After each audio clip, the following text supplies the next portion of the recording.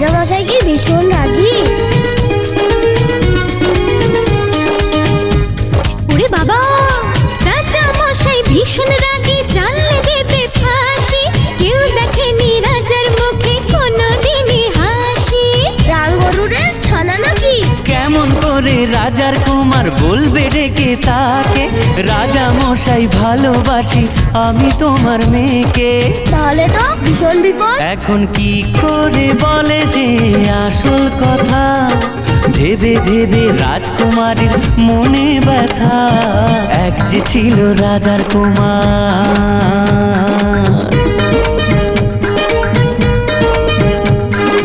ওদিকে সেই অন্য দেশে রাজার কুমার এসে বিয়ের কথা বলতে এলো হবু জামাই বেশে। মনের দুঃখে শ্রাবণ এলো রাজকুমারীর চোখে।